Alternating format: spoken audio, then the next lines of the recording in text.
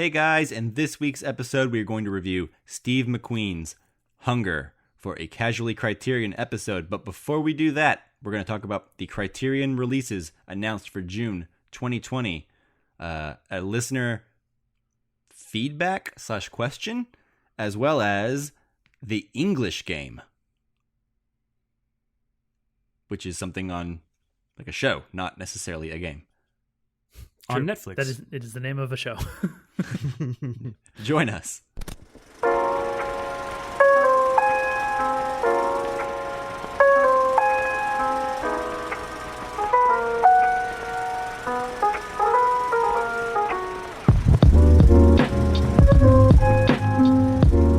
Hello and welcome to the Casual Cinecast, powered by Cinelinx. My name is Chris, and with me as always is Mike. And in lieu of a witty response or intro, I just want to know how you're doing, Mike. Oh, well, I'm all right. Better than Michael Fassbender was doing in this movie. Yeah, it's true. I think we're all doing better than Michael Fassbender in this movie. But, I just got done getting my computer set up to work from home today. I don't know when you're listening to this, listener, but here in March of 2020, the world is under a pandemic, so that's what I've been up to. Yeah, we're in the middle of the apocalypse. Justin, how are you surviving the apocalypse? How are you doing? I'm doing well. I mean, I haven't lost my job yet like a lot of people, so I feel pretty fortunate, And Absolutely, yeah. I'm I have the ability to work from home. I just got to sort out some stuff with my home computer. But I work in a very small office, and actually everybody else is working from home. So really I just come up here by myself every day to work. So I'm still practicing social distancing, even though I am going to work. And I drive straight to work. I don't stop at the donut shop or anywhere where I interact with people, really. So, I think it's safe to come in, but, I'm good other than that. Awesome. Other than the confusing times. The confusing times, for sure. How are you, Chris? Yeah. I'm doing well. I still have a job. My job is deemed essential, even if we have to shelter in place. I work in retail, so I do have contact with a lot of people, but I take precautions, wear gloves and stuff like that, so I'm doing all right. Stay safe, buddy. Absolutely. Yeah. I'm on the front lines of the war with Corona. Virus. Thank you for your service. Yeah. You're welcome. I'm sure the beer company really hates the name that has been coined from this virus. When this first started, I mean, full disclosure, I actually work with beer and stuff like that. So it was rumored that Corona actually offered, this is back when we were still taking coronavirus as a joke, and they had offered $5 million or something like that to change it to Bud Light virus was the anecdote that they had said. So I believe it. That's pretty good. I mean, good one. Yeah. Hard to laugh right now, but, at the time, would have been good. Yeah. And if this is your first time listening to our show, you have stumbled into a Casually Criterion episode, which is a Criterion Collection focused episode that we do. Used to be every other week, but since everything is currently canceled, we've decided to go ahead and up our Criterion content to every week. So now, every week, we review a film from the Criterion Collection that is voted on by the listeners. And before we get to our main review of Hunger, we'll be doing our usual News on the March, where we talk about recent news and things we've been watching, some listener feedback, as well as some upcoming Criterion releases. So, if you haven't seen Hunger, you can still listen for a little bit, and then we will move into our review, which for Hunger, spine number 504, and it'll all be time-stamped. So worry not. And of course, our Criterion films are chosen by the listeners. They're chosen on polls that we put up on our Twitter account, but we post a link to the poll on Facebook, and it's in our show notes. And the poll results for this last time, obviously Hunger won. It was up against Naked. We only had 2 choices this last week because Chris was unable to be with us last week, so we only had 2 people rather than 3. Normally you have 3 movies to choose from, but this time it was only 2. It was Hunger winning with 53.1% of the vote, and Naked in a very narrow second with 46.9%. So a very tight race. Yeah, you let me down, Mike Lee fans. Yeah. It's not always the case. Usually there's kind of a clear winner from like the first day. Yeah. And this one was kind of, I think Naked was actually out in front for a while. But sigh. What I've noticed, the trend is like the newest movie tends to win a lot. I guess that's true. Yeah. Or if something's like a real classic, it has an edge, right? Like something that everybody knows, whether they're even like familiar with Criterion or not. Right. Yeah. Well, and neither of these movies are huge hits, like cult or otherwise, you know? So the newer movie wins. But yeah, so if you want to vote in the polls, you can follow us on Facebook, Twitter, or Instagram at Casual Cinecast. You can send any questions or topics you want us to discuss about the movies we're reviewing each week to any of those social media accounts. You can also send those to casualcinemedia@gmail.com. And then, of course, if you haven't done so already and you like the show, you want to help other people find it, go give us a 5-star review on iTunes. It's really probably like the best way you can support us, other than like just sending us money directly. We'll also accept that. Yeah, please. We prefer that.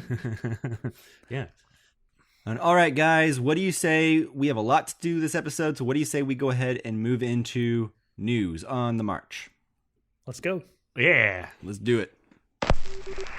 News on the march!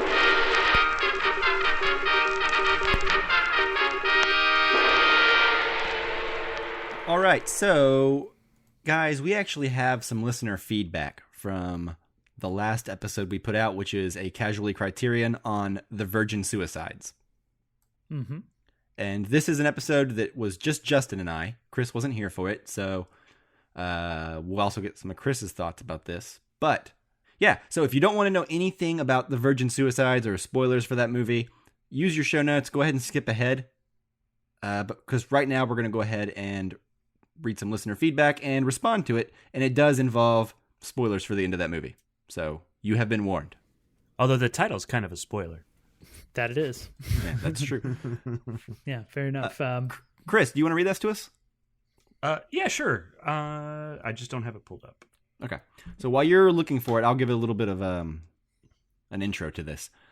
So this is a email that we received in response to some of our critiques on last week's episode by our friend and friend of the show, the Vern, who has his own podcast called Cinema Recall.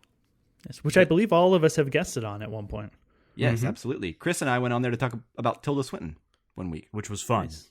It was fun. I think my episode was on Moonrise Kingdom. Oh, nice. Yeah, I remember that one. We all recommend that show, and yeah, so we have his email now. Go ahead and read it, Chris. Okay, so here we go. It starts, "Hello, Mike and Justin. I enjoyed your show on Sofia Coppola's first movie. I just wanted to address a few things I didn't agree with in your conversation. I still enjoyed the show, as I always do. Number 1, I'm pretty positive that Lex, Kirsten Dunst's character, died in the garage with the door closed and the car running. The smoke was coming from the fumes of the car, not her cigarette. She died from breathing in those toxic fumes." That's number 1. You want to go ahead and address that? Sure. I'll go ahead and address that. And let me just say that, yes, I don't know what we said in the episode that came across that we didn't think that. I think it was always obvious that Lux died from the fumes in the garage, from the door being closed and the car running. My question in the episode was whether or not she intentionally committed suicide. Yes. Was she waiting in the garage for the boys to come and the fumes happened to from kill the her? car built up? Yeah.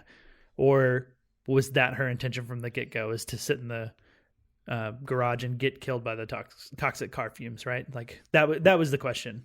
Right, so yeah. definitely we're with you, Vern, on that. Yeah, definitely 100% with you on that. My only question was just wondering her motives, not necessarily the cause of death. Right. It was definitely suicide. My question was just accidental or otherwise. So yeah, thank you for the question. And then also, what's the second part, Chris? All right, number 2 is, I agree that the boys should have talked to the girls instead of playing records, but maybe that was the only way they could communicate with them. I always thought that parents put the girls in such a strong lockdown that phone calls from boys would never be tolerated. I couldn't imagine the mom picking up the phone from another room if it rang to hear who her daughters were talking to. The songs were just a way to communicate. Yeah, so that was the last part. What do you guys think about that? Well, I never thought about it in the sense that like this is the only way they could communicate because of the parents. I saw it as a little bit more of a, I don't know how to talk to girls, and so this is how I will communicate with them. I don't think he's wrong. I think it's an interesting thing to think about in a way that I didn't think about. So he could be right. I think a lot of this movie is open to interpretation, but what do you think, Mike? Well, I agree with him 100%. So I think the boys, we said they should have talked to them instead of playing records because they didn't communicate. Let me clarify. I don't think they were capable of doing it either. They're terrified of girls. They worship these girls. They put them on a pedestal. But because they do those things, that keeps them at arm's length. That keeps them scared of them at this age. Right. Yeah, so totally. Because they're incapable of communicating, that was my frustration. I 100% agree with you. They're not capable of doing it. And that's the tragedy of the whole thing is they think they love these girls, but they're just so clueless and idealistic that they love the idea of the girls. Maybe in a couple more years, things could have worked out differently after, with a little bit more life experience. But yeah, I 100% think that the parents stopped any sort of actual conversation from blossoming at all, probably at any step of the way. Any twist and turn where there could have been a moment of connection, that was probably squashed out. Yeah, Chris, you weren't here for the episode, so please respond to any and all of this. What are your thoughts on any of this? Yeah, first of all, great episode, guys. I really appreciated you guys' take on it. Like you guys, I love the movie as well. I'd watched the movie. And my take on this, I don't know, like if the mom picks up the phone while they are playing the music, I don't know that she doesn't get upset at that as well, right? Maybe she doesn't know that they're talking to boys, but I think either way, the mom's going to get upset. And in that way, I think that the boys should have just communicated with them. I kind of, obviously, I agree with Mike's take on it, is that they put these girls on a pedestal as like objects and never really got to know them. And, that's kind of my take on it. And it's also, I think the whole town kind of did that to these girls. Nobody got to know them. Like, they just all put them on a pedestal and, or as objects. Even the women in the town, I think, did this and distanced themselves from the girls, and no one ever took the time to really find out who they were. And I think that's, like Mike said, the tragedy. Yeah. Yeah. So thank you very much, Vern, for your questions and your feedback. Always write in. We appreciate it. Absolutely. Yeah, it was awesome. If anybody has any feedback to add to, any of our episodes, whoever you are listening, casualcinemedia@gmail.com is a great way to communicate, just like Vern did. Or you could message us on any of our social media accounts at Casual Cinecast too. So we welcome that with open arms. Yeah, we'll carve out a place in any episode to go ahead and respond to really great questions like that. So keep them coming. Cool. Well, let's move on to the Criterion new releases for June of 2020. Let's do it. Yeah. All right. So I think the best way to do this, I will read them all out very quickly, and then we'll just go and talk about any individual ones. Does that sound good to you guys? It does. Yeah. Awesome. So starting with June 9th, we have An Unmarried Woman from Paul Mazursky.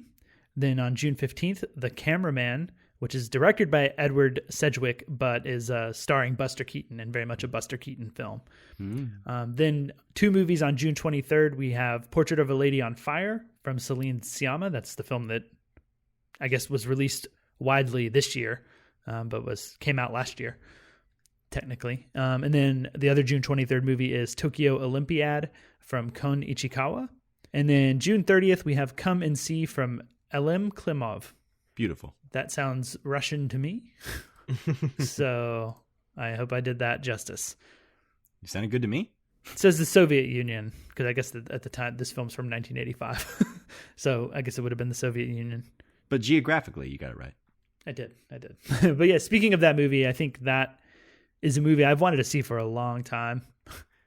And it's one I've always heard about, and it's always been on this list of like these great like war films. Come and see? Yeah, Come and See. Yeah. And I just never have. And so super excited to have it come to Criterion and, be in a place with like a great chance where I'm going to get to watch this film, probably in its best possible form finally. Yeah. Yeah. I am thrilled as well. This has always been on my list, but I've never gotten a chance to see it. I actually was reading about this earlier today whenever I was working hard at work, but also got a chance to read something a little bit about this. So, yeah, I'm really excited, but if I'm being honest, the only one of these movies I've seen is Portrait of a Lady on Fire, and I cannot wait for this movie. I love that movie. I think that was my number 9 movie of the year last year. Or maybe it was even higher. I can't remember. It might have been number 7 or 8. Sounds right. I think mine was 5 or 6. I'm not totally sure. Yeah. So we were both around had the it in our same top area. 10s. I know that. Yeah, definitely. I hadn't seen it yet, but I would definitely be. I think it'd be higher up. I also. Oh, okay. I'm trying to love the one up movie. SIC. Yeah, I hadn't seen it at the time, but it would have been my number 1. yeah. It would have been my number more than 1 if there was such a thing. Yeah. Cool. No, but anyway, this movie is wonderful, and I cannot wait to see the special features on it. Although, if I'm being honest here, and I think this might be an unpopular opinion, so I'm going to throw it out there, I'm not crazy about the cover for Portrait of a Lady on Fire. You're wrong. I love the cover. You're wrong. I think it's really good. I think it's good, but it's not what I would have. I wanted something more like inspired by the paintings in the movie. Yeah, I mean, it's usually not Criterion style to take something that exists. They kind of try to do their own more original take on their artwork. Sometimes it's just a straight up screenshot. Yeah, with some exceptions. or they keep the if it's a really popular movie, it seems like they kind of roll with like the really popular poster, like Breakfast Club, Benjamin Button. Yeah. So they will do it from time to time, but generally they try to change it up. I like the cover art. I do like some of the existing art for that movie better than this cover art, but I'm also okay with it. Let me rephrase it. That's kind of what I'm saying more, I guess. Like, this is a better cover than most movies get, right? Like, it's a good cover. Yeah. But I guess whenever I heard that this was coming to Criterion, I was just expecting something a little better. Like, I think Roma is better just using a screenshot. The cover for Roma, beautiful. Yeah. It'd be hard to one up anything from Roma. You just put the Roma film on there, and it looks great. Yeah, that's true. Yeah, the other thing I'm really excited about is the cameraman. Buster Keaton is a favorite of mine. Silent comedy in general is one of my favorite genres of film. So, this is one of his movies that I haven't seen. I was about to say I haven't seen this one. Yeah, neither have I. But yeah, I'm with you. Buster Keaton would be, a lot of his stuff's really great. So I'd like to see this new thing. Yep. New to me, at least. Yeah, and the other movies, I don't know anything about An Unmarried Woman. Tokyo Olympiad, I think that's a film that's in that big Olympic box set that Criterion has. It's just kind of getting its own like individual release here, and I guess it's documentation of the Tokyo Olympics or something. Yes, it is. So the 1964. That's the info I was trying to look up. The 1964 Summer Games. Well, I don't have a lot of thoughts on that. No. They released it because there's not going to be a 2020 Tokyo Olympic Games. They're like, this is So watch this instead. Yeah, this is the consolation prize. Yeah, the world is ending. I mean, as funny of a joke as is, there is like a lot of that going on in the sports world. Like ESPN is full of like classic NFL and NBA games right now, and it's interesting to see what all these like, especially like the sports dedicated channels are doing during this time, and what they're whipping out. They should switch to esports. Even like a lot of the esports, like video gaming stuff, they tend to get together for those tournaments. That's true. So there's no like lag in like a big championship or like professional game. So like even those are all getting canceled. Jeez. Yeah. It's wild out there. Yeah, we're going to be bored here in a few months. Yep. I think we got plenty of movies to watch. That's true. We're plenty of good because we have a movie podcast, and you're a Yeah. good listener because you got a podcast in your back pocket to listen to. Cool. Well, yeah, that's it for me on these new releases. Yeah. Cool. So, what have you been watching this week, Justin? Yeah. So as I just mentioned, literally like 30 seconds ago, sports everywhere have been canceled. There's been no football. Well, football's not around yet. I don't think it's the right season, but like that's probably going to be canceled. the NBA is postponed. Baseball has postponed their season indefinitely. And also going with that is my favorite sport, soccer, all over the world is postponed. It's postponed here. It's postponed in England. There's big tournaments this summer that are already they're like, we're just going to do it next year in 2021, not do it this year. So basically there's not a lot of sport to watch, not a lot of soccer to watch. And maybe the timing was planned. Maybe they rushed it out, maybe not. But Netflix dropped a series called The English Game, which is a 6-episode series. So they're like 45-minute episodes. So kind of like that standard like television with commercials, hour-long show. But this is a show that takes place in the late 1800s. It is about the transformation of the game of soccer or football, if you're English. From being this sport that was played and kind of dominated by rich people and rich teams where it's not that they could afford to pay the best players, because at this time, like, nobody was actually professional players. It's actually like illegal at this time to pay professionals to come in and pay people to play soccer. It was all people who were just playing for the sport of it. But that led to, I guess, like the country being dominated by these rich clubs, and there's all these working class teams that are just people from a town who like the best players from that town that play for fun, play for the spirit of the game. But it's all about the poor coming in and getting good at the game, and like the game adapting by the poor who had to like figure out a way to beat these rich teams. Because, well, I don't want to get into all of it too much, but it's basically a 6-part series. I think I've never seen either Downton Abbey or The Crown, but it very much feels like a show to me in that same spirit of Downton Abbey or The Crown from what I know, but just around the world of soccer. Yeah. So I watched all 6 episodes of this, and I have to say I was kind of disappointed. After all that.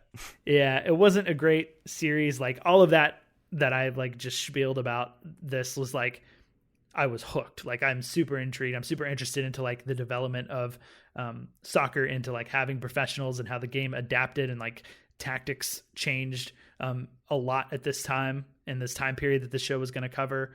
And I got to say, just purely my interest in soccer is like the thing that kept me holding on and watching this entire thing, because I thought the rest of it was a little dull, a little bit cliched, and I don't know, some on the nose writing, some on the nose like class warfare that it just wasn't very subtle. Sure. And was kind of hitting you over the head with it. At least that's the way that I felt. I know I mentioned this to you guys. Did either of you guys get a chance to watch any of this? I didn't get a chance to watch anything, so unfortunately not. I actually watched the first episode, so I have a very like minuscule view on what the overarching series is. I have a question. Based on the first episode, is Justin's comparison to Downton Abbey or The Crown accurate? To an extent. I like Downton Abbey more than this. I haven't seen The Crown, so I can't compare it to that. I did watch Downton Abbey, but it's accurate. And Downton Abbey definitely has, I wouldn't say class warfare, but it's about class. Yeah, like it's definitely about class, that's for sure. Downton Abbey is like a TV show made out of Gosford Park, if you've ever seen Gosford Park. Yeah, upstairs, downstairs type stuff. For sure. What I will say about this show, though, based on the first episode, is that it is. I love costume, like period dramas like this. They're fun to watch. It's fun to watch the costumes. You know, maybe that's not like a manly thing to say, but I like I like seeing all these people dressed up, and I like the scenery that you get to see. So on that level, I liked it. I got to say, I'm not necessarily motivated to watch more. I might, but I don't. There'd have to be there's other stuff that I'd rather watch, I guess I would say. What I did say, like I think we talked about it a little bit in our Slack channel, but was that if this were about baseball, I think I'd be all in for the same reasons that you were, Justin, because like I'd like to see the history of how this was made, and the drama part doesn't necessarily matter because it's more based on the sport necessarily. You know, it's based on the sport as opposed to like the drama that's going on around it. There were some interesting parts, and it also suffers from like you just barely get to know the characters, and I don't know that there's really a hook with the characters to keep me going. There's a hook with the sport, right? But I'm not as intrigued by that as I am like the characters around it. So it kind of suffered from that. And like first chapter itis, you know, does that make sense? Like I wasn't far enough into it to be attached to the characters. Yeah, I mean, I think that makes sense. Like my issue is that the show kind of exists in this middle ground where like the characters and the drama weren't good enough to just be like a good show without the soccer. But there's also not a ton of soccer in this. You know, like the games are limited to like mostly like minute-long montages, if that. And I felt like the first episode had a little bit more, and I think that was kind of the hook. But the first episode had like 2 games, and they lasted a little bit longer than that. Yeah, but there's not enough soccer for like just the soccer-loving part of me to be satisfied either. Right, like it kind of exists in the middle by the end of it. But I agree with you. Like, I do enjoy seeing like the costumes. I love seeing like these old soccer uniforms, and like just how fun. Different it is from like where they're playing in like 3/4 length pants and like long sleeve shirts. All I could think about is like it must like kill their feet to run around in those shoes. You know? Yeah. Like old shoes, and like the lower class teams are in like big working boots and stuff, like trying to play, running around. Yeah, I do like all of that, and and then the other thing I think like it's kind of funny to watch this setting, like these people in this setting, because while they look very of their time and like this late 1800s time in terms of like hairstyles and like facial hairstyles, I feel like I've seen like so many people walking around this day and age with the exact same types of like hair and like facial hairstyle and like the hipster scene. Oh, that is like, true. They look like a lot of like sort of like hipstery guys running around. Well, I mean, do you remember in 2009, Inglourious Bastards came out, and like all the bastards had like that haircut with like the shaved sides and like the longer on top, you know? Yeah. And then like, I don't know, like a year later, and even now to this day, that's like a really popular haircut, which always struck me as really silly because why would you get a haircut that requires that much upkeep? Right. Like, hang on, I have to put product in it and shave my head before I can go outside, guys. Well, I think you'll like these haircuts in this English game better if you ever watch it, because they're often kind of like longer, you know, not having to shave it every day or something. Yeah, well, if you ever get there.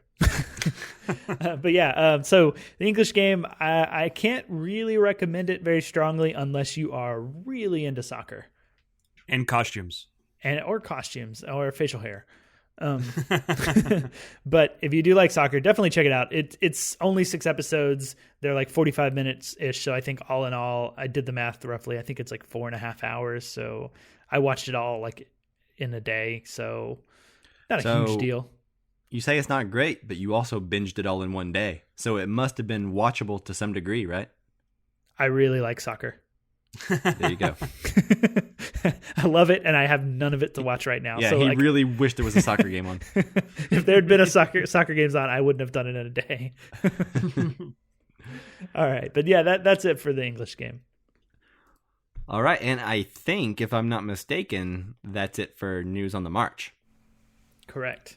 It is. Okay, so now, if I'm not mistaken further, it's time to review our Criterion episode, or Casually Criterion review on Hunger, spine number 509, correct? Absolutely correct. You're 2 for 2. All right, good.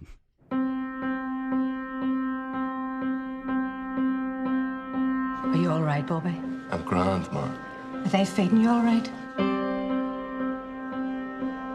I'm starting a hunger strike on the 1st of March. You're going head-to-head with a British government who are unshakable.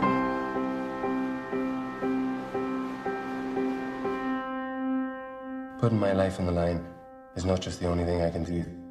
It's the right thing. All right, so as always with our Criterion films, they tend to be older films that have been out for a while, so we will not be doing a spoiler-free section where we talk generally about the film and avoid spoilers. We're going to go straight into spoilers, talking about any and all aspects of the film. So if you have not seen Hunger and you don't want anything spoiled, go ahead and pause the podcast now, go watch Hunger, and then come back and finish listening afterwards. All right, Hunger, which was directed by Steve McQueen, stars Michael Fassbender, Stuart Graham, Lane McGow, and Brian Milligan. The IMDb synopsis says, Irish Republican Bobby Sands leads inmates of a Northern Irish prison in a hunger strike. Kind of. Yeah. That's kind of the synopsis. That's like the synopsis for the last 20 minutes of the movie. Yeah. The rest this of it movie is has a pretty not wacky journey that you go on, like with the character that you think is the main character. Yeah. So Chris wasn't here last week. True. Indeed. That's fact. 3 for 3. Yep. Thank you. So Chris, why don't you get us kicked off? What'd you think of Hunger? Well, to tell you what I thought of Hunger, I'm going to give you a little bit of a story. And that is, I started Hunger, and I got a text from my sister that she had to flee. She's overseas, is what I'll say. She's in Cambodia, and she had to flee the country before they started closing borders and stuff like that. And that she only had like a few hours to get out. And so I had to call my parents after that, and then I talked to her about it. And so it was kind of like this really stressful situation, like right as I was starting Hunger. So I started the movie in a very stressful place, and I moved into Hunger, and I'm glad that we picked a comedy, guys, because that's what I really needed. Yeah, all that's to say is to kind of put you in my headspace as I started Hunger. I still really liked it. I think there's a lot that I really like about this movie. I like, we've already mentioned it, but how it spends time with all these different characters, and it lets you know their journey in this prison system, you know. The other thing I really like is how procedural this is. Like, one of the things I really like in movies is when we like learn how they are doing something, you know, like, and learning the intricacies of how they do it. And this movie could almost be a silent film, but I'm never bored. You know, like, they talk very little in it, but watching them do these things and getting these things ready, like when they're in the prison cells and all that, is just so fascinating to me. I think Steve McQueen's like camera work in this is really interesting, and there's like a great scene in the middle of this movie that is like one take, and it is really great. And actually, there's two scenes like in the middle of the movie that are one take. One's really complicated and takes a lot of work, and then one's just two guys sitting there, you know. Yeah, there's just a lot of stuff in this movie I really like. But I'm going to let you guys go first so I don't take everything away. Or not first, but I'll let you guys go. Justin, what did you think? Yeah, so this was my choice for the poll, and I apologize, Chris, for giving you a movie that maybe didn't fit your mood. And it would have been better than mine. Yeah. Probably. Yeah. Probably. But, you know, and maybe looking at it, you know, picking a movie about isolation seemed like a good idea when we were first going into this thing. Yeah. And now watching it in this mindset, maybe it wasn't, you know, the best idea. Not to say that it's a bad idea, you know, but that's kind of, I think, colors the view of the film a little bit. I had seen it before. This was my second time to watch it, so kind of knew what to expect. Chris, was this your first time to watch it? Yeah, it was my first time. Okay, so I kind of knew what to expect going in, so I was, you know, prepared. And definitely one of the things that's interesting is, as brutal as the film can be at times, it left a stronger impression on me than the film actually ended up being. You know, it's like kind of one of those films where I remembered it a lot more vividly and like a lot more brutally than it actually ended up being, which kind of helped. And what I will say, I do really like this film a lot. I'm a big fan of Steve McQueen and his filmmaking, the way that it's both, I would say, like his camera work is very artistic. Like it's not normal camera work. It's very intentional. Everything he does with the camera, he does for a reason. And at the same time, it also feels so raw and real. Like, you know, like it almost feels like fly on the wall at times. And the way that he goes between those and like showing you something almost like there isn't a camera, like we're just documenting things that are happening. And so I really appreciate that. I think the camera work and the cinematography in this movie is immaculate. I think everything about the way that it's shot is perfect, and the compositions are incredible. The lighting is great. Obviously, the performances are all really good. What I will say to kind of wrap it up is what I do really, really like about this film is that it has a pretty objective point of view to everything. This movie could be one where we get to know and love Bobby Sands and really feel the like heroic nature of like his hunger strike and are on his side and like hate the guards and everybody around him and the British for imposing this. We could really, really like drive that point home in a movie like this about the subject matter if we want to, but I don't think Steve McQueen does that. I think he lets it be a lot more objective than it could in other hands, or maybe I think there's an argument to be made that it's a completely objective film and doesn't really tell you what to think. And I really like that about it. So I'll leave it off there and toss it over to Mike. What did you think? Yeah, so I first saw this movie when it was new to DVD back in probably 2008. I think is probably when it was finally released on DVD. And I enjoyed it. Steve McQueen's style really stood out to me at the time. And it made an impression on me because I'd never forgotten it, right? And I've clearly liked it enough to follow Steve McQueen's career, you know, every movie since then. I think I've seen in theaters by him. I would say that because I was 21 years old at the time, a 21-year-old American, the politics the first time I watched this movie were completely lost on me. I wasn't familiar with that time or what was going on. But what I will say is this movie had an energy to it and a beauty in the camera work and in the way that it's put together. And all of Steve McQueen's movies kind of have that to a degree, but this one sort of has that new film energy to it. This new unpolished guy, you know, that has something to say. It's still present in this movie. I will say that I originally started this movie on Amazon Prime, and I actually just rented it for $3.99. And I got to the point where the first prisoner is sticking his hand out the window, like the broken bars, you know? Yeah, with the fly. Yeah, with the fly. I got to that scene and had to stop. And I logged into the Criterion channel and watched that version of it. And night and day. Night and day difference. Night and day. I just underline that 3 or 4 times. Like, my God. Criterion Collection, what they do in their transfers are amazing. Yeah, that was my experience with when we did the Colonel Blimp. Yeah? I had the exact same experience. Amazon's rental option was awful.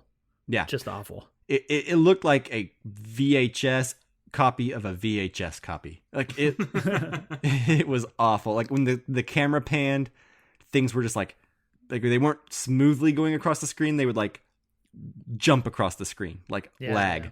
Can you stutter and ghost? Yeah. Oh, awful. Anyways, so this movie is really beautiful. Watch the Criterion version of it if you can, or watch it in HD because, my God, is it wonderful. Steve McQueen can do, other than, let me put it this way, besides directors from South Korea, I can't think of anyone else who makes a better composition than Steve McQueen. Modernly, like speaking in a modern sense, right? Working today. Modern directors, yeah. Gotcha. Yeah, working today.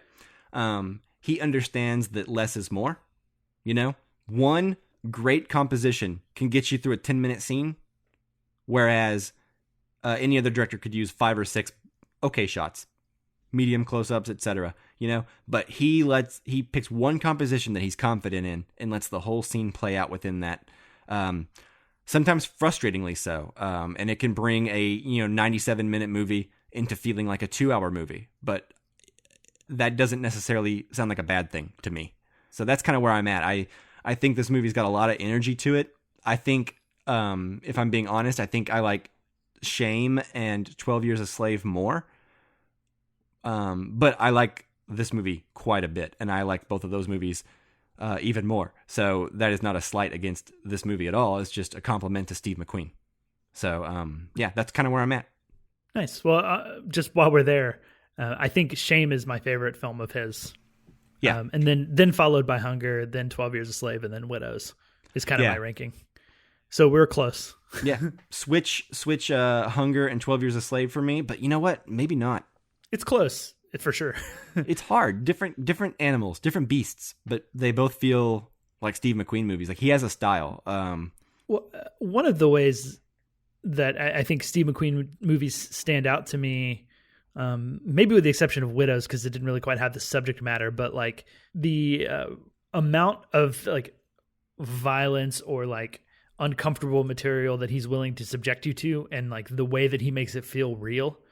Yeah, I think he's one of the best at doing that, whether it's like sex stuff in Shame, or like violence in 12 Years a Slave, or this movie. Like, it feels so real. Like, there's so many times I'm watching like Hunger and I'm like, they couldn't fake this. Like, they can to an extent, right? But it's very like physical sometimes.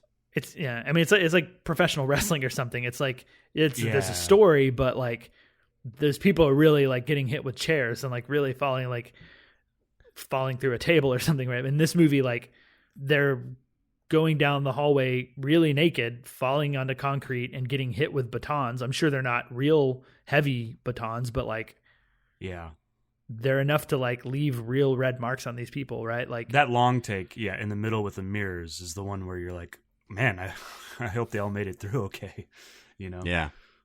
Yeah, but I think he does that. I mean, like that. Those are the things that stick out to me about like 12 Years a Slave, is like some of those scenes where I'm just like, how did they do this? Like, Spoilers for 12 Years a Slave. Minor spoiler: the scene where like a character is like got a rope around his neck and he's just like standing there, barely standing for like a very long time, trying not to hang. Yes. Yeah. Beautiful shot. Mm-hmm. Yeah. Yeah, and I mean, in this one, where they're like dragging, when we first meet Michael Fassbender, and they're dragging him in and just like throwing him around and like cutting his hair. Oh, I kept worrying about his feet dragging. Like, his bare feet were just dragging on this floor. Yeah, and I remember thinking, like, God, as an actor, that's got to hurt your toenails or like your feet at some point, doing this over and over again. Totally. Yeah, I mean, as somebody that's done some acting, I had to ask myself, like, I don't think that I would be acting. I mean, there'd be a lot of choreography and stuff involved in doing a scene like that, especially the middle mirror scene. But once you're naked and you're getting pounded and everything's like happening, I don't think that there's a lot of acting that's actually happening. Like it's terrifying and humiliating, even as an actor. Like, it's got to be like you're gonna get into that mood easily in that situation, right? Yeah. Yeah, it's impressive. I mean, like, I feel for the actors, and they're all on board with it. I'm sure it's mutual what's going to happen. Well, kind of on that note, what I kind of was thinking was like Fassbender's transformation at the end, and there's a couple of like Christian Bale does that all the time, and as impressive as it is, I kind of feel like we need to stop actors from doing this. I don't know how you guys feel about it, but I'm like, you guys are just. It's too much. And maybe a lot of that was makeup. But he looked bad in that last scene, and like machinist Christian Bale bad. And there's got to be some sort of health hazard that these actors are going through by doing this to their body, Yeah, I mean, I'm sure there is some makeup on it, but I know for sure like he lost a ton of weight. Like, I think they filmed, you can tell in his face. Yeah, they filmed like the first 2/3 of this movie, and then I think they took like a 10-week break for him to go lose a bunch of weight, and then came back to like finish up filming. So like, he definitely lost a lot of weight and had one of those like crazy, like, I only eat like tuna fish and like 4 cashews every day. Yeah, something. Just impressive. You know, you mentioned earlier, Justin, that this movie seems very objective. It doesn't really have a point of view. And I think you're right. You said, in another movie, we may learn about the hero Bobby Sands, and his cause and what he's doing is heroic. But instead, in this movie, we have people telling him every step of the way, you are a criminal, you're a bomber, you have you're responsible for women and children dying. We have people that don't understand his point of view, and we never really come around to it. We don't ever have any scene where he tries to explain to anyone his point of view. The lines are already drawn in the sand. We start the movie with a prison guard who is scared to leave his house. Yeah, he's like checking under the car for a bomb. Yeah. And this is because of the IRA. Bobby's army, Bobby's people that he's inspiring. These are the people that he is scared of. He is scared to live his life. And so it really paints the picture of like a complicated political time, right? Where you have these, the IRA who feels they're completely justified in what they're doing. And then you have, the English who view them as terrorists, right? So, and it seems like Steve McQueen's never interested in telling you what he thinks. That's not the point. He wants to start a dialogue. He wants to start a conversation. He doesn't want to shut down a conversation or choose a side. And I really appreciate that. I think one of the things that like really drives that home to me is that we do have this violence towards like the prisoners, but I think arguably the most violent moment in the movie is the cop getting killed when he's at like the like nursing home visiting his mom. Yeah. And it's also portrayed because it's framed in such a way where the first thing we see is him checking his car for bombs and checking outside down both ways of the street to make sure he's not going to get shot. A lot of the frustration, or a lot of it feels like frustration being taken out on the prisoners for what is going on the outside as well. Yeah. And we also get that the sort of like younger, fresh face sort of like SWAT guy, like riot gear guy who couldn't handle it. He couldn't handle it. And we get that scene where like it's split. It's not like a literal split screen, but like the wall's dividing him and he's like crying. And on the other side of the frame, like someone's getting beat by the other ones,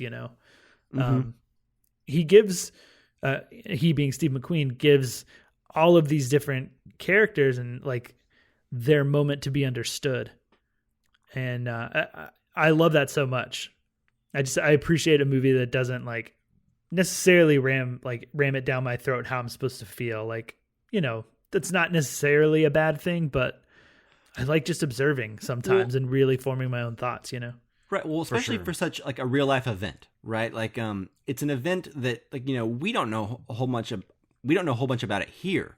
But in the 80s in Europe, I imagine this was a lot more like in the news. People were aware of it and what's going on. So because it's a real event, I like it better that he doesn't choose a side. Yeah. And I mean, neither side is innocent and, like neither side's completely guilty either. I think. And I read an interview and apparently, this is a really controversial subject. People still have very strong opinions, Oh, yeah. And Steve McQueen, in an interview, basically said, I'm not interested in a point of view. I'm interested in opening a dialogue. And that's it. And I think this is the best way to go about it, right? Don't give any inkling of what your politics are.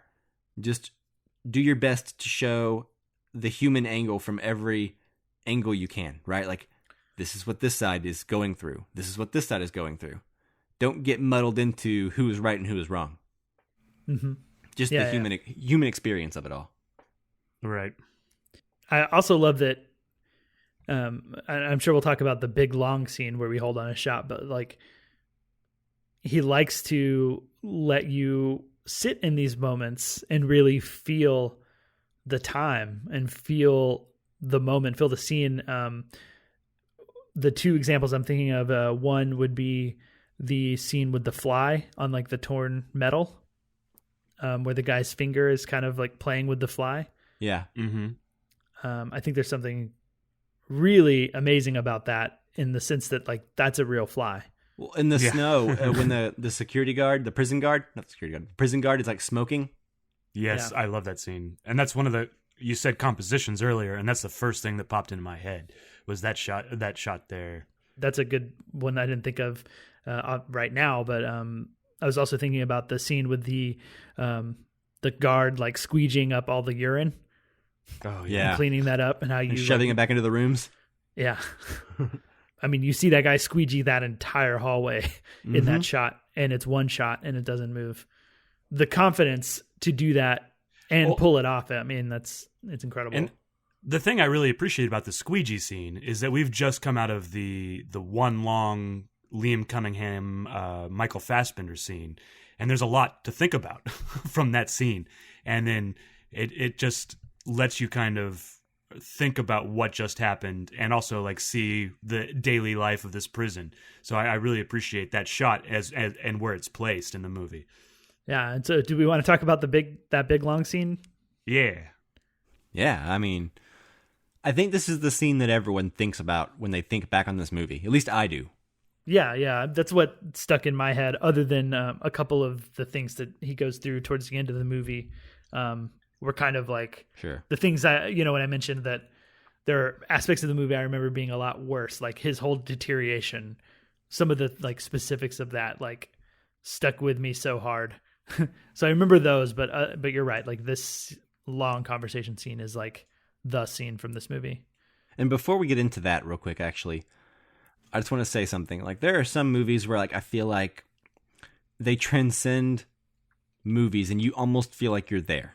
Like it paints such a picture, whether it be like in The Good, the Bad, and the Ugly, I feel the heat of that desert. Like I feel grimy and sweaty whenever they walk on the screen. When I see like their sunburnt faces, you know? Oh yeah. This movie, I feel like I can smell. Yeah.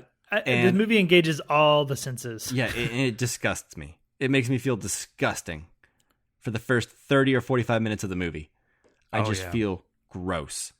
In a way that not even Sallow could do, because Sallow just makes me laugh.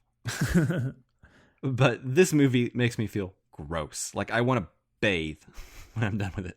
There's that one shot that I found fascinating, and that's, they go into the rooms and clean them up, like because there's just shit smeared all over the walls. Ugh. But they go in and they start spraying it down, and there's this like beautiful circle that's been like worked on and like and painted, and I was like, that's art. It's made of shit, but it's art. And it was just like the weirdest feeling for me, because you're completely right, Mike, about how you just feel gross, but out of this grossness comes this thing that's beautiful. Is kind of what I took from that moment, and it's really great. There's obviously like the walls, but like I was reminded of something we talked about when we reviewed Tarkovsky's Stalker, is like the texture of the environment. It's like this movie has so much texture. Not only can you smell it, but like I can feel the walls while I'm watching it. Mm-hmm. Every time they lean against it, you're like, oh. Yeah, I can feel what it would be like to step through this hallway, and like there's that kind of overhead like shot that's like moving over the hallway after it's been squeegeed, and there's still just like urine and water all over the floor. Like I can like feel like my shoes like stepping through it, like hitting those puddles, and like it's effective. I feel like I could feel the air in their prison cells, like the wet coldness of it all. Like it's anyway, interesting movie. Like it just feels like it gets under your skin in that way. Definitely. But yeah, so now the big scene, right? Yeah. Well, I mean, what a scene. Does anyone have off the top of their head like the actual runtime of that scene? I don't know the whole scene, take? but I think the shot is the first shot I think is at least 20 minutes. That feels right. I know it's 28 pages of script. That's the number I know for that. 17 and a half minutes. Okay. So close. Okay. That's the shot. The whole scene is 22 and a half minutes. But that first shot, that like kind of wide at 2 shot. Yeah. And I guess the main thing that I'm curious what you guys think is the intention of doing that. Like, why do that? What does that do for this movie, for this scene, versus, at some point going in a lot sooner and giving us like 2 shots cutting back and forth? you sit through that 17 and a half minutes, and then when it goes in on the close-up on Michael Fassbender, it's so much more important because you feel that change. You're like, oh, the camera changed. And so when he's talking, and I believe it's like when he's giving his like reasons, like his declaration of why he's doing this, right? And it's really important. So like you feel the importance of what Michael Fassbender's saying at that time. Like it's the climax. And so it just made that moment feel all that much more important to me. Yeah, I also think there's a certain tension gained in doing that because we're so accustomed to moving in. Like just anybody who watches film, whether you're a film buff or just a casual film viewer, like there's a language to film, a modern language where we're cutting around a lot, and that we go from a wide shot and we go into like, shot and reverse shot for people talking to each other. Like that's the norm, right? So I think there's just this added tension that comes from waiting for that cut, especially if you don't know that this is going to be a long scene, right? Mm-hmm. I don't know that I mean, to me, I think that tension isn't there in a distracting way.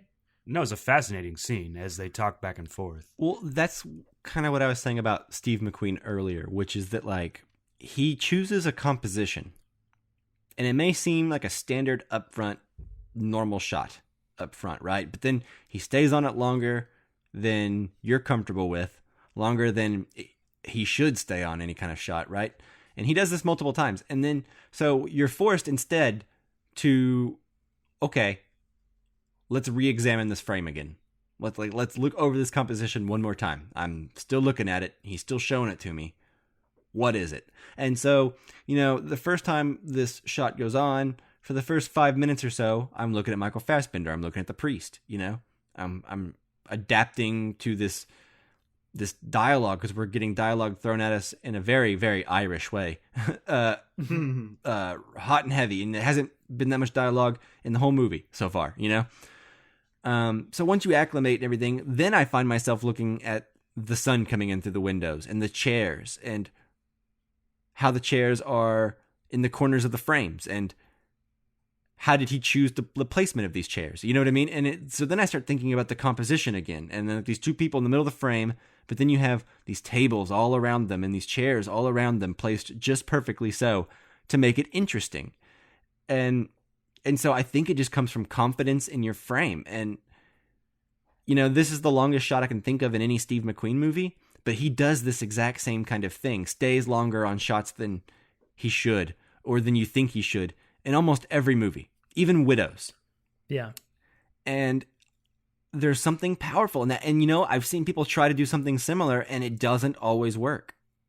It can be incredibly boring, but he somehow knows how to pace a movie to where it's so slow. And then all of a sudden, something happens and all of a sudden it feels like a payoff.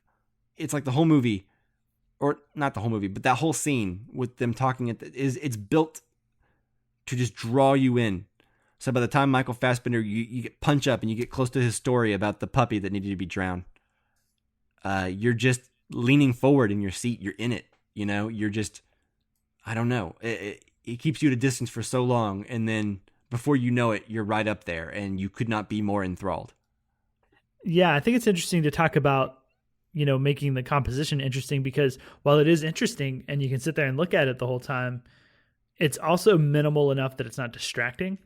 Well, exactly. That's why it's like 5 minutes in that I start re-examining it, and then I'm like, well, this isn't as simple of a composition as I thought. There's a lot of thought put into this, Yeah, there's definitely a lot of thought, but I think it's also that way because we're really supposed to listen to what they're saying, and I think it keeps the focus there. At least I find it that way, that like it's an interesting frame, but it's also minimal enough that like I'm not distracted from the conversation. I'm not like I'm honed in. I'm really listening, because that's right. In some ways all there is to do. And as opposed to noticing a cut and going back and forth, like shot, reverse shot, sure, that sort of thing. I also think there's something to the way that the scene is lit, because he's also shooting them in like almost silhouettes from like the sun hitting them on the opposite side from camera, right? So they're bright on the opposite side. They're kind of like rimmed by that real bright light, and then they're very dark. Like you can see a little bit of their faces, but you know, that's also one of the things. We're wide, they're silhouetted too, so like we can't really get a great sense of their facial expressions. Right. I don't know. There's a lot of like, whenever the dialogue comes in this movie, he's like, you're going to sit with this dialogue and I'm not going to give you much else. I think that's fun and bold. For sure. So one thing I noticed about Michael Fassbender's performance in this movie, he gets to be Irish. Yes, he does. I mean, that is his normal accent, right? He's an Irish guy, but he doesn't get to be Irish that often. So do you think this is like his real accent, or do you think that he is like hamming it up a bit and making it a little bit more Irish? There are like regional Irish accents too, correct? Right, but is this him as he is, or is he like really thickening it up? Because it feels like he's thickening it up to me. Yeah, so there's an interview on the Criterion release that I watched with him, and he does talk about, you know, he didn't want to try to like impersonate Bobby Sands, so he didn't like talk to a ton of people that knew him, but he did like go to the region that Bobby Sands was from to pick up on like little accent things and dialect things. So I think there is some like intentional changing of his accent. Yeah, because it definitely feels like really, really Irish. Yeah, overly Irish. Let me ask you guys a personal question. Did you have to put subtitles on? No, but there were some lines that I did miss in that long take, especially the first few minutes of it. I acclimated. Yeah, I put subtitles on. Yeah, Yeah, I didn't, but I missed some things too. I mean, I missed some other things here and there throughout the movie as well. You know, it's okay. man, The movie isn't totally about the dialogue all the time. For sure. most of the time. Do you guys remember that scene where the guard is gonna punch Bobby, and then he like falls down and he punches the wall like on the door frame? Yeah. Man, that looks like it hurt so bad. Yeah. Yeah. Yeah, for sure. I mean, lots of things in this movie look like they hurt. Yeah. Like The whole movie. yeah, the sores that he gets. Now the starving to death looked fun. Yeah. I mean, you know, we're all trying to get in shape for summer. What's your best swimsuit look? Yeah. But yeah, the sores are really rough. Like the thing that really like stuck out to me, you know, that I never forgot was just the part where he's on the toilet and I guess he's like pooping or something and Emitting blood somewhere. yeah, he gets up and like it's just blood in the toilet, and I just like, that's the thing that like maybe one of the most shocking things like in all movies. Like one of the things that like really just like bothered me and stuck with me. The bed sores, the yellow. When you see like the yellow on his bed, like after they haven't cleaned it in a while, and it's like in movies you don't see this very often, like where the bed starts to like have like the sheets have like the yellow tint on it, just from like his gaping bed sores that he just like rolls around on. That was rough for me.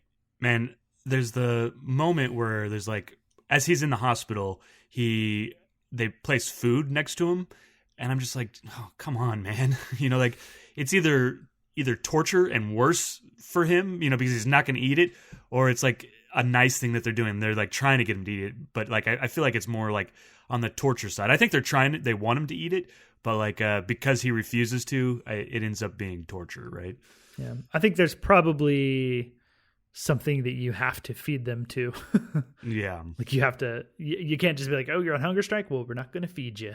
Well, okay, Yeah. so that was actually a thing in real life where so the IRA, they actually nominated Bobby Sands to be a member of parliament, like the people on the outside, not the IRA, but like the people, most of which were in the IRA, you know. So their goal, like in some of the interviews that I watched on YouTube, they were saying that, you know, they nominated him for parliament or elected him to parliament because they didn't think that the government would let someone who was elected to parliament die. Oh. They would give in to the demands before that happened.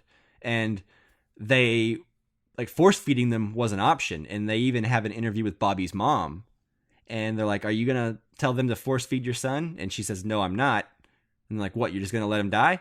And she's like, well, he's asked me not to, and it's really important to him, kind of thing, you know? So there were discussions going on out there of like, do we force feed these people, or is that worse? Or, you know, and eventually they did give in to the demands as well. I think after a few more people died. Yeah. As I was watching him waste away, I always thought, well, what's the point of no return? You know, like where it doesn't even matter if they start like force feeding him or like put an IV in him, or Right. like he's just too far gone. You know, like at some point, even if he does come back, it's going to have lasting damage to his body. You know, Yeah, 66 days. God, I can't even go like 3 hours. Going to sleep is a really tough thing for you. Yeah, You wake up 3 hours in. yeah. Like I need my nightly yogurt or something. I do love my yogurt. Bananas. I don't know. What do you eat in the middle of the night? I'll say 3 hours was an exaggeration. Okay. But I do like, I'll wake up and like eat bread and cheese. Like if I'm half asleep, I'm like, just put it together. I like to think there's Okay. like a bread and cheese like hors d'oeuvres thing like laying like next to you in bed. You just And like I wake just- up and you're like, oh. Just a charcuterie board. Yeah, Yeah. there's things like crackers and cheese and like olives and stuff. I think that's as good a place as any to end the discussion on hunger. Yeah, it seems. Yeah.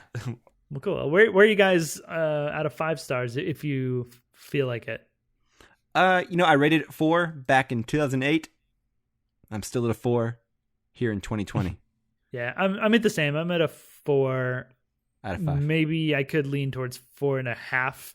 But the thing is, it's like it's a lot of appreciation of the craft of this film. Yeah. More than it is I just really love this film and love watching it. Right. You know. It's not exactly a movie you want to constantly return to. Yeah, you know? Yeah. I'd rather watch Shame or, you know, actually, yeah, Shame is definitely still my favorite, but I would like to watch Widows again. Yeah, that's one that I'd like to return to as well at some point. Yeah, which we actually have a review of on the show. And I actually think, if Yeah. I remember correctly, I think I liked it the best. Yeah. Yeah, that's one of the reasons I want to return to it. Yeah.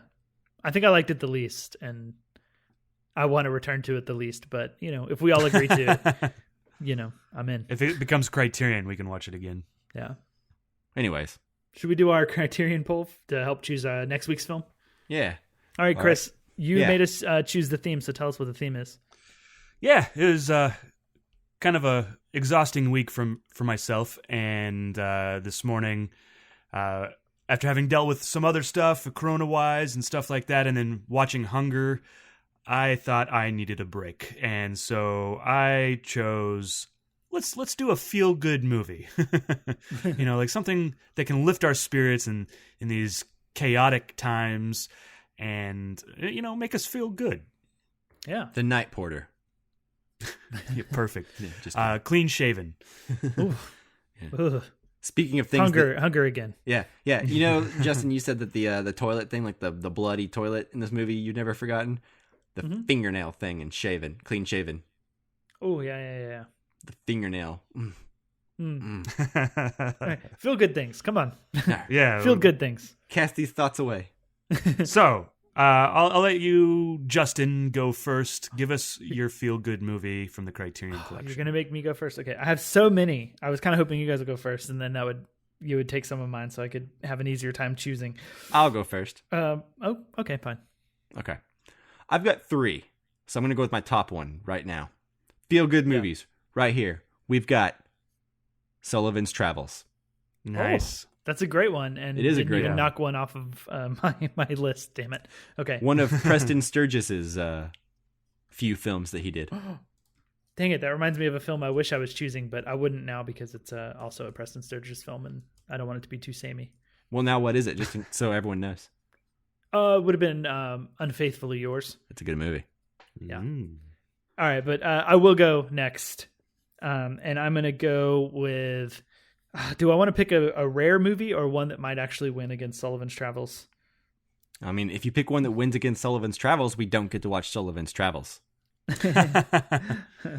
That's true. I mean, I think I got to go with one of the most delightful movies in the collection that I've seen thus far, and that's got to be Charade with Audrey Hepburn and Cary Grant. Oh, yes. Yeah, that's a good one. That's a lovely movie. A fun espionage rom-com. I'm here for Yeah. it. So that's my choice. Chris, what's yours? my choice, I went for something that was like both feel good and just nostalgic, and something that I want to return to. That makes me feel good every time I see it. It's just like a warm, fuzzy blanket, and that's Bottle Rocket. And I think really any Wes Anderson film could fit that category, but Bottle Rocket is the first one that I watched with him, not with Wes Anderson, but of his. And I really hope we get to return to it. Yeah, I love Bottle Rocket. It's very high up there for me. I actually used to watch Bottle Rocket on Comedy Central back before Wes Anderson was like super, super huge. Well, maybe he was. Probably around the time Life Aquatic came out. But Bottle Rocket wasn't a super well-known movie. And it used to come on Comedy Central a lot. And my friends and I didn't even know who Wes Anderson was, really. And we watched it and just thought it was like this goofy, awesome movie.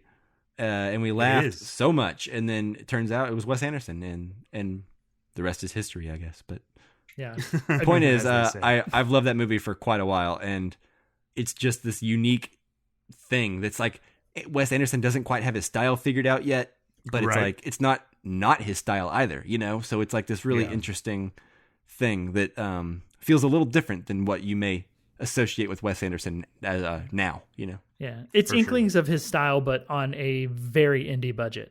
So like he doesn't have the budget to pull off everything that he does. Right. So you can kind of see these like little hints of what's to come, just scaled down significantly and a little more down to earth.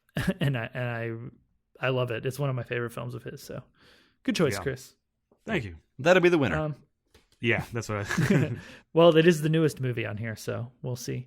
All right, so does anybody have any honorable mentions, things they wanted to choose but didn't? Sure, I've got a couple. So first up, Dazed and Confused. Yes. Nice. That would have been my second. And then third would have been A Hard Day's Night. That's a fun one. Yeah. That one's just silly fun. Yeah, no, I mean, I basically thought about any Harold Lloyd, Charlie Chaplin, or Buster Keaton film that's in the collection, like just any of those would have been great. And then also, I haven't seen this one, but as I was looking around on the internet, people recommended this one as a feel-good movie, and that's Frances Ha. So I considered that one. I might just try to check it out anyways. But yeah, so those were the other ones that I picked. How about you, Justin? You've got giant list. What are yours? I have a huge list because the feel-good comedy movies are kind of like, I guess not all feel-good movies are comedies, but whatever. That's kind of like right up my alley. Oh, go ahead. My bad. Local Hero. Have you guys seen Local Hero? No. It's really great. I actually watched it a couple weeks ago, and it's a really good feel-good film. It almost made it on there. Sorry to interrupt you, Justin. Go ahead. It's fine. Okay, so here goes my list. Number one is one of my favorite films, Monsieur Hulot's Holiday, which is kind of in that silent comedy realm. Jacques Tati. It's amazing. Another Wes Anderson film, Fantastic Mr. Fox, is just like straight up delightful. I almost chose that one. I don't know, maybe the most like just straightforward feel good. I think. I don't know. But moving from there, Fred Astaire and Ginger Rogers film, Swing Time. Astaire and Rogers musical, I think is always feel good. And then another Cary Grant film, His Girl Friday. One that was my rare choice that I think wouldn't win, but that's a film called The Suitor from Pierre Etax, who I think I've talked about his box set before on the show. Yeah. But he was formerly a writer for Jacques Tati, helping write gags for some of his films like Monsieur Hulot's Holiday, I think, and Mon Oncle. But he went out and did his own movies and is very much in that like silent vein. And actually, I looked all of his films, I believe, are on Criterion Channel. So this one's like a super short one, so I highly recommend that. Plus, check out his short films. One's called Rupture. That is an amazing short film, one of my favorite short films. And he also has one called Happy Anniversary that won the Oscar for best best short film, not animated short film, but live action short film, whatever year it came out. They're all very much comedy, slapstick, sort of like this cerebral slapstick humor that I really love. But that would never win, so I didn't go with it. Awesome. So the actual choices, again, were Justin, go. Yeah, so Mike chose Sullivan's Travels, Me, Justin, I chose Charade, and Chris chose Bottle Rocket. So those are your choices. That poll will be up on Twitter when this episode comes out. It'll have been up for a couple of days. It'll probably have about a day left by the time this episode comes out for you to vote. So get to our Twitter at Casual Cinecast and go vote now. Please and thank you. All right. Well, that does it for this episode, huh? Sure does. I believe so. Awesome. Well, thank you guys so much for listening. And then, of course, as always, thank you, Jake Wagner Russell, for doing our intro and outro music. If you want to hear more of his music, you can do so at soundcloud.com/bobscotch. All right, stay tuned to this feed. Subscribe. We put out an episode every week. Next week, we will be putting out a Criterion episode on whatever wins the poll of the movies we just talked about. So, Sullivan's Travels, Charade, Bottle Rocket. You can't go wrong. So, see you next week. Just watch all three of them. Yeah. That's what I'm doing. Just be prepared. Yeah. Do your homework. That's a good homework assignment. Yeah. I Sounds thought, fun. Mike, you and I went to film school, and I thought that would be like our homework. Like going in. I thought our homework was going to be like, go watch these movies. Or let's watch these movies in class and then just go talk about them and write about them in a paper. Never was. Never happened. And that's disappointing. So consider yourself lucky, listener, if you're taking this as a homework assignment. Yeah. You're living out all my dreams, my college dreams. Yeah. School's out anyways, so. Yeah, you'll get extra credit if you write us in to let us know which ones you watched and when. Cool.